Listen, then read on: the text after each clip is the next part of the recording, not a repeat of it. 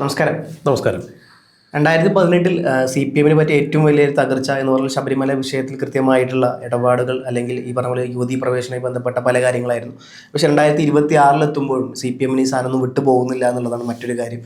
അപ്പോൾ നമുക്കറിയാം, യുവതീ പ്രവേശനവുമായി ബന്ധപ്പെട്ട ഒരു വശം അത് ചർച്ച ചെയ്യുന്ന മറ്റൊരു വശമാണ്. പക്ഷേ ഇപ്പോൾ പുതുതായി വരുന്നത് ഈ പറഞ്ഞ പോലെ ശബരിമലയിലോട്ട് കൊണ്ടുവരുന്ന നെയ്യിൽ പോലും സി പി എം, അല്ലെങ്കിൽ എന്താ പറയുക, ഗവൺമെൻറ്, അക്കാലത്ത് ഭരിച്ചിരുന്ന ഗവൺമെൻറ് മിൽമയുടെ കയ്യിൽ നിന്നും കൃത്യമായിട്ട് കാര്യങ്ങൾ ഓർഡർ ചെയ്യുന്നു. പക്ഷേ അത് സന്നിധാനത്ത് എത്തുന്നില്ല എന്നുള്ളതും അതിന് മുമ്പേ അത് എങ്ങോട്ടൊക്കെയോ വഴിമറിഞ്ഞു പോയി എന്നുള്ള തരത്തിലൊക്കെ വാർത്തകളാണ് പുറത്തു വരുന്നത്. അപ്പം ഇത്തരത്തിൽ മുക്കുന്നതിനൊക്കെ ഒരു പരിധിയുണ്ട്. അഴിമതി ചെയ്യാം, പക്ഷേ അത് പറഞ്ഞ പോലെ വിശ്വാസത്തിൽ വരെ കയറിക്കൊണ്ട് ആ സാധനം ചെയ്യുന്നു എന്നുള്ളതാണ്.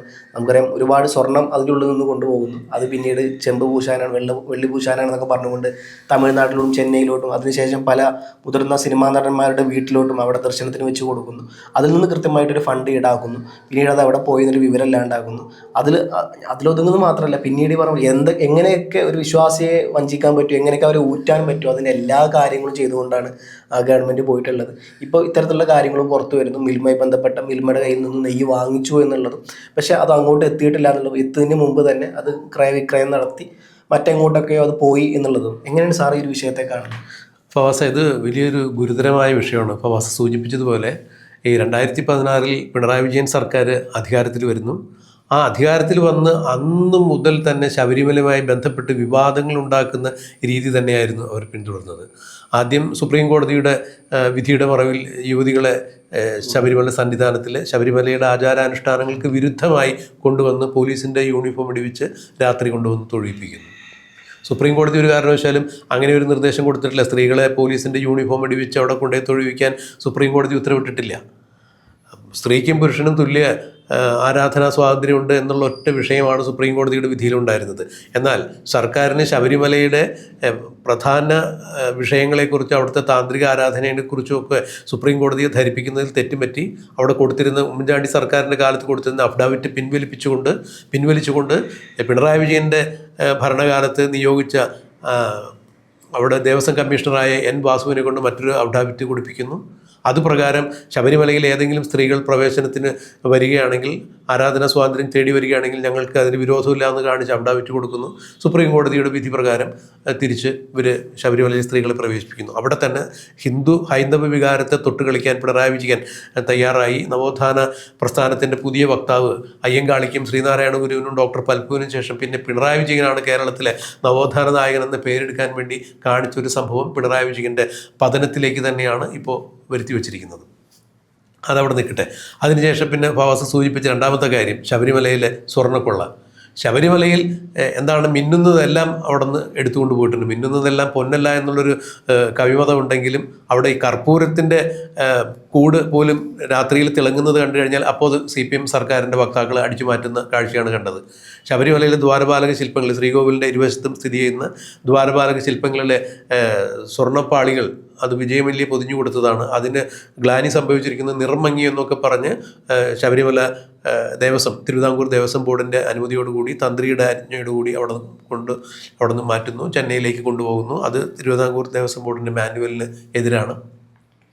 അങ്ങനെ അതിൽ വലിയ ക്രമക്കേട് നടത്തുന്നു. അതിൽ നിന്നും സ്വർണം അടിച്ചു മാറ്റുന്നു. ഇപ്പോൾ സിനിമാ നടന്മാർ ജയറാം ഉൾപ്പെടെയുള്ള ആളുകളുടെ വീട്ടിൽ കൊണ്ടുപോയി വയ്ക്കുന്നു നിയമവിരുദ്ധമായി.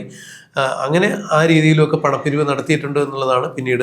കേരളത്തിൽ മാത്രമേ ജയറാമിൻ്റെ ഉള്ളൂ. ഈ തമിഴ്നാട്ടിലെ ഒരുപാട് വലിയ നടന്മാരുടെ വീട്ടിലെല്ലാം കൊണ്ടുപോയി എന്നുള്ളത് അവിടുത്തെ വലിയ തരത്തിലുള്ള എന്താ പറയുക, സമ്പത്ത് കുമിഞ്ഞുകൂടിയ നേതാക്കന്മാരുടെ, അവിടുത്തെ ബിസിനസ്സുകാരുടെ എല്ലാം വീട്ടിൽ കൊണ്ടുപോയി അവർക്ക് പ്രാർത്ഥിക്കാൻ വേണ്ടി കൊടുത്തു എന്നുള്ളതും പിന്നീട് അവിടുന്ന് കൊണ്ടുപോകുന്നു എന്നുള്ള തരത്തിലൊക്കെ പിന്നീട് വാർത്തകളുണ്ടായിരുന്നു. തീർച്ചയായും അതൊരു കർമ്മപശുവായി അല്ലെങ്കിൽ ഒരു കാമധേനുവായി ഏത് വിധേനയും പണം ഉണ്ടാക്കാനുള്ള മാർഗമായി അവിടെ കീഴ്ശാന്തിയായിരുന്ന ഉണ്ണികൃഷ്ണൻ പോറ്റി അടക്കമുള്ള ആളുകളാണ് അതിൻ്റെ പിന്നിൽ പ്രവർത്തിച്ചിരിക്കുന്നത്. സാധാരണ പറഞ്ഞ പോലെ നമുക്ക് ദൈവത്തെ കാണുന്നുണ്ടെങ്കിൽ നമ്മൾ അമ്പലത്തിൽ പോകണം, അല്ലെങ്കിൽ ഇങ്ങനെ പോകണം.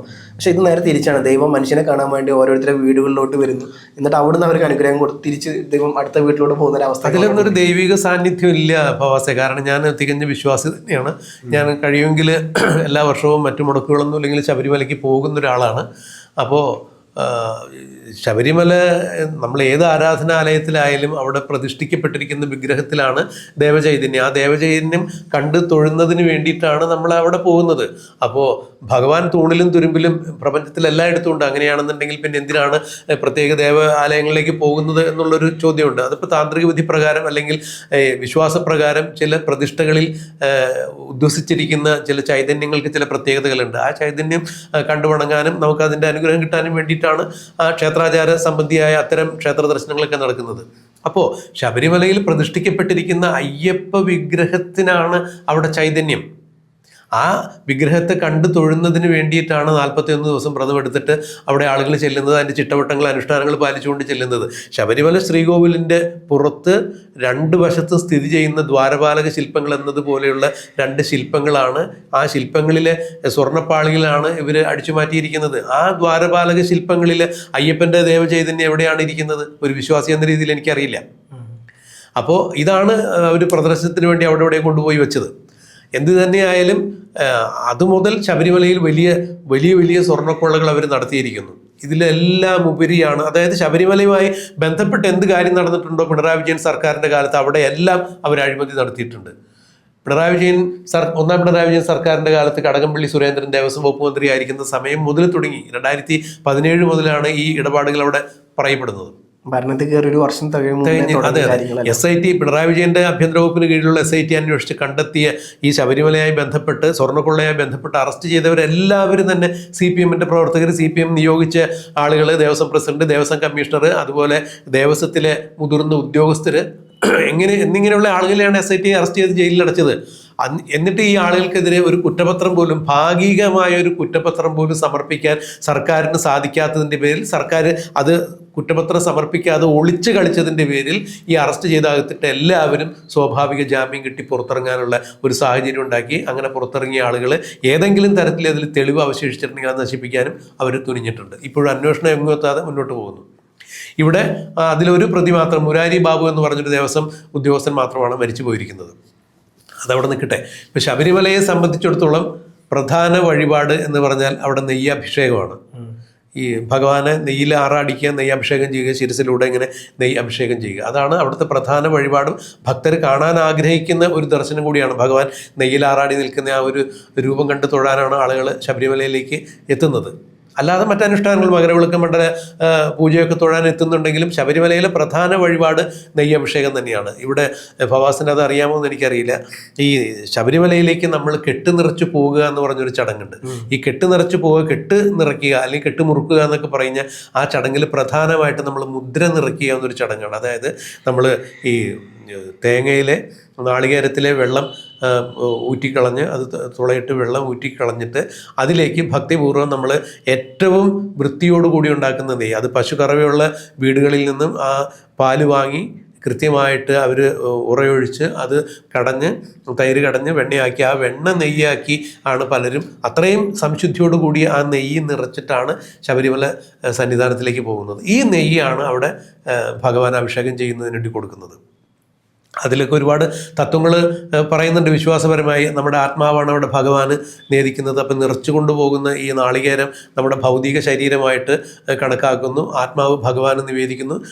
അതിന് നെയ്യ് അതിൽ നിന്നെടുത്തതിന് ശേഷം ഈ നാളികേരം അഗ്നിക്ക് കൊടുക്കുന്നു, ഭൗതിക ശരീരം അഗ്നിക്ക് കൊടുക്കുന്നു. അങ്ങനെയൊക്കെയാണ് ഹൈന്ദവ വിശ്വാസപ്രകാരം ശബരിമലയിലെ ആചാരം മുന്നോട്ട് പോകുന്നത്. അപ്പോൾ ഈ കോടാനുകോടി ഭക്തരെത്തുമ്പോൾ ശബരിമലയിലേക്ക് കൊണ്ടു ചെല്ലുന്നത് എല്ലാവരും നെയ്യ് തന്നെയാണ്. ഒരാൾ 1-2 മുദ്രകളൊക്കെ ഒരു വീട്ടിൽ നിന്ന് നിറയ്ക്കും. അവരുടെ ഉദ്ദിഷ്ടകാര്യത്തിന് വേണ്ടിയിട്ടോ അല്ലെങ്കിൽ ഭഗവാനോടുള്ള വഴിപാടായിട്ടോ ഒരു 2-3 മുദ്രയൊക്കെ ഒരു വീടുകളിൽ നിന്ന് കെട്ടി നിറച്ച് കൊണ്ടുപോകാറുണ്ട്. അങ്ങനെയെങ്കിൽ ശബരിമലയിൽ പുറമേ നിന്ന് നെയ്യ് വാങ്ങിക്കേണ്ട യാതൊരു ആവശ്യകതയില്ല. ഈ കൊണ്ടു ചെല്ലുന്ന ഓരോ ഭക്തനും, മുദ്ര നിറച്ച് ചെല്ലുന്ന ഓരോ ഭക്തനും 18-ാം പടി കയറി ചെല്ലുന്നുണ്ടെങ്കിൽ, 18-ാം പടി കയറണമെന്നുണ്ടെങ്കിൽ നമ്മൾക്ക് തലയിൽ നെയ്മുദ്ര വേണം. മുദ്ര നിറയ്ക്കാത്തവരെ 18-ാം പടി വഴി വിടില്ല. അല്ലാതെ നമുക്ക് മുദ്ര ഇല്ലാതെ ആളുകളാണ് പോകുന്നുണ്ടെങ്കിൽ, കെട്ട് നിറയ്ക്കാത്ത ആളുകൾക്ക് വേറെ മാർഗത്തിലൂടെ ചെന്ന് ഭഗവാനെ തൊഴാം. പക്ഷേ 18-ാം പടി കയറി, അതാണ് തത്വസോപാനങ്ങളാണ്, 18 തത്വസോപാനങ്ങളാണ്. ഈ തത്വസോപാനങ്ങൾ താണ്ടി ചെന്ന് ഭഗവാനെ തൊഴുമ്പോഴാണ് അവിടെ ദർശനം പൂർത്തിയാക്കുന്നത്. നെയ്യഭിഷേകത്തോടു കൂടിയാണത് പൂർത്തിയാകുന്നത് എന്നുള്ള ചിട്ടയാണ്. ഈ നെയ്യ് അഭിഷേകത്തിന് വേണ്ടിയുള്ള നെയ്യ് അവിടെ ചെല്ലുന്ന എല്ലാ ഭക്തരും കൊടുക്കുമ്പോൾ ലക്ഷക്കണക്കിന് ലിറ്റർ നെയ്യാണ് ഓരോ ദിവസവും ഓരോ മണ്ഡലകാലത്തും അവിടെ വരുന്നത്. അപ്പോൾ അങ്ങനെ വരുന്നിടത്തേക്ക് എന്തിനാണ് പിന്നീട് പ്രത്യേകിച്ച് നെയ്യ്? ഇനിയിപ്പോൾ നമുക്ക് അതിനൊരു സാധൂകരണം നേടാം. ഏതെങ്കിലും കാരണവശാൽ കൊണ്ടുവരുന്ന നെയ്യ് അപര്യാപ്തമായിട്ട് വരികയാണെങ്കിൽ, തികയാതെ വരികയാണെങ്കിൽ അതിന് വേണ്ടിയിട്ടാണ് മിൽമയുമായി അങ്ങനെ ഒരു കോൺട്രാക്റ്റ് വെച്ചതെന്ന് പറയാം. അങ്ങനെയെങ്കിൽ മിൽമയിൽ നിന്ന് കൊടുക്കുന്ന നെയ്യ് ശുദ്ധമായ നെയ്യ് തന്നെയാണ്. മിൽമയിൽ മോശം നെയ്യ് ഉൽപ്പാദിപ്പിക്കുന്നില്ല. അവരുടെ നിലവാരം അനുസരിച്ചുള്ള നെയ്യ് അവർ ടിന്നുകളിലാക്കി പമ്പയിലെത്തിക്കുന്നു. ഈ പമ്പയിൽ നിന്നിട്ട് സന്നിധാനത്തിലേക്ക് എത്തുന്ന നെയ്യിൽ അവിടെ തിരിമറി നടത്തുന്നു. അപ്പോൾ ഇപ്പോൾ ഇത് പുറത്ത് വന്നു കഴിഞ്ഞപ്പോൾ പറയുന്നത്, മിൽമയിലെ ഉദ്യോഗസ്ഥരും പറയുന്നത്, അല്ലെങ്കിൽ ദേവസ്വം ബോർഡിലെ ആളുകളും പറയുന്നത് അത് ഉദ്യോഗസ്ഥന്മാരുടെ ചില ചെയ്തികളാണ്. അങ്ങനെയാണെങ്കിൽ പിന്നെ ദേവസ്വം ബോർഡിന് എന്തിനാണ് അവിടെ നിയോഗിച്ചിരിക്കുന്നത്? മിൽമയ്ക്കൊരു ബോർഡുണ്ടല്ലോ, മിൽമയ്ക്കൊരു ബോർഡുണ്ട്. കാലാകാലങ്ങളിൽ സർക്കാരിൻ്റെ നോമിനികളാണ് എല്ലാത്തിലും ഇരിക്കുന്നത്. അപ്പോൾ ശബരിമലയിൽ പിണറായി വിജയൻ നിയോഗിച്ച ആളുകൾ സ്വർണ്ണക്കൊള്ള നടത്തിയതിന് അപ്പുറം ഭഗവാന് നെയ്യഭിഷേകത്തിന് വേണ്ടിയുള്ള ഏറ്റവും ഉദാത്തമായ ഒരു ചടങ്ങാണ് അവിടെ നെയ്യഭിഷേകം. അതിലേക്ക് വരുന്ന നെയ്യിൽ വരെ ക്രമക്കേട് കിടത്തി. പമ്പയിലെത്തുന്ന മിൽമയുടെ നെയ്യ് യഥാർത്ഥ നെയ്യ് മറിച്ച് വിട്ടിട്ട് മായം കലർന്നതോ അല്ലെങ്കിൽ സംശുദ്ധിയില്ലാത്തതായ നെയ്യാണ് പിന്നീട് ശബരിമലയിലേക്ക് മിൽമയുടെ നെയ്യ് എന്ന് പറഞ്ഞെത്തിക്കുന്നത്. ഇത് ഇങ്ങനെ ഒരു കാര്യം നടക്കണമെന്നുണ്ടെങ്കിൽ മിൽമയിൽ നിന്ന് നെയ്യ് കൊണ്ടുപോകുന്ന സന്ദർഭം മുതൽ സന്നിധാനത്തിലേക്ക് എത്തുന്നത് വരെയുള്ള ഇടങ്ങളിൽ കൃത്യമായ ഇടപെടലുകളും അറിവും ഉണ്ടായിട്ടുണ്ട്. അത് ഉദ്യോഗസ്ഥന്മാരുടെ മാത്രം പിടിപ്പുകേടാണ്, അല്ലെങ്കിൽ അവരുടെ മാത്രം അഴിമതിയാണെന്ന് പറഞ്ഞ് ഒരു കാരണവശാലും മാറി നിൽക്കാൻ പറ്റില്ല. ഇപ്പോൾ ക്ഷീരവികസന വകുപ്പ് മന്ത്രി ബിന്ദു കൃഷ്ണ ഈ കാര്യത്തിൽ ഒരു നടപടി എടുത്തിട്ടുണ്ട്. 4 അംഗ സംഘത്തെ ഈ കരിങ്കൊള്ള അന്വേഷിക്കുന്നതിന് വേണ്ടി നിയോഗിച്ചിട്ടുണ്ട്. മന്ത്രി പറഞ്ഞതും അത് തന്നെയാണ്. കാരണം ഇത് CPM-ൻ്റെ നോമിനികൾ അടങ്ങുന്ന ഒരു സംഘം ആളുകൾ മിൽമയിലുണ്ട്, അതുപോലെ തന്നെ ശബരിമല സന്നിധാനത്തിലുണ്ട്. ഈ 2 കൂട്ടരും അറിയാതെ ഇത്തരത്തിൽ ഒരു വൻ കൊള്ള അവിടെ നടക്കില്ല. ഇപ്പോൾ ശബരിമല കേന്ദ്രീകരിച്ച് നടന്ന സ്വർണ്ണക്കൊള്ളയേക്കാൾ ഞെട്ടിക്കുന്ന തരത്തിലുള്ള ഒരു വെളിപാടാണ്, അല്ലെങ്കിൽ ഒരു വാർത്തയാണ് പുറത്തു വന്നിരിക്കുന്നത്. ശബരിമലയിൽ നിന്ന് സ്വർണം അടിച്ചുകൊണ്ടുപോയി അത് ഉടച്ച് ഉരുക്കി വാർത്ത് വേറെ ഉരുപ്പടിയാക്കി അവർ സ്വർണം വിറ്റ് കാശാക്കി എന്നുള്ളത് നമുക്ക് മനസ്സിലാക്കാം. വലിയൊരു അന്യായം നടന്നിരിക്കുന്നു, കൊള്ള നടന്നിരിക്കുന്നു. എന്നാൽ ഈ സംശുദ്ധമല്ലാത്ത നെയ്യ് കൊണ്ടുപോയി ഭഗവാനെ അഭിഷേകം ചെയ്യുക എന്ന് പറഞ്ഞ ഒരു ചടങ്ങ് വരുമ്പോൾ അവിടെ അത് മൊത്തം മലിനമാക്കുന്ന രീതിയിലേക്കുള്ളൊരു കാര്യം. ഈ കാശിന് വേണ്ടി ഉദ്യോഗസ്ഥന്മാരുടെയൊക്കെ മനസ്സ് എത്ര കണ്ട് മലിനമായിരിക്കുന്നോ അത് തന്നെയാണ് ഇതിലൂടെ ഉണ്ടായിരിക്കുന്നത്. എന്തായാലും ഇത് പിണറായി വിജയൻ സർക്കാരിൻ്റെ ഒത്താശയോടുകൂടി നടന്നിരിക്കുന്ന ഒരു കാര്യം തന്നെയാണ് എന്ന് ബിന്ദുകൃഷ്ണ മന്ത്രി പറയുമ്പോൾ, CPM അറിയാതെ, പിണറായി വിജയൻ സർക്കാർ അറിയാതെ CPM-ലൊരു ഇല അനങ്ങണം എന്നുണ്ടെങ്കിൽ അതിൻ്റെ ഓർബിറ്റിൻ്റെ സെൻറ്റർ ഓഫ് ഓർബിറ്റായിട്ട് നിൽക്കുന്ന പിണറായി വിജയൻ അറിയാതെ ഒന്നും നടക്കില്ല. TP ചന്ദ്രശേഖരൻ പദത്തിൽ ഇത് തന്നെയാണ് പറഞ്ഞു കേട്ടത്. കാരണം അവിടെ നിന്ന് ഒരു സന്ദേശം അന്ന് തിരുവനന്തപുരത്തേക്ക് പോയിട്ടുണ്ടായിരുന്നു TP ചന്ദ്രശേഖരൻ്റെ കൊലപാതകത്തിന് ശേഷം. ആ സന്ദേശം കണ്ടെത്തിയാൽ അതിൻ്റെ യഥാർത്ഥ ഉടമയെ കണ്ടെത്താൻ പറ്റും, കൊലപാതകത്തിന് പിന്നിൽ പ്രവർത്തിച്ച ആളെ കണ്ടെത്താൻ പറ്റുമെന്നാണ് KK രമ MLA പറഞ്ഞത്. TP ചന്ദ്രശേഖരൻ്റെ വിധവയായ MLA രമ പറഞ്ഞത്.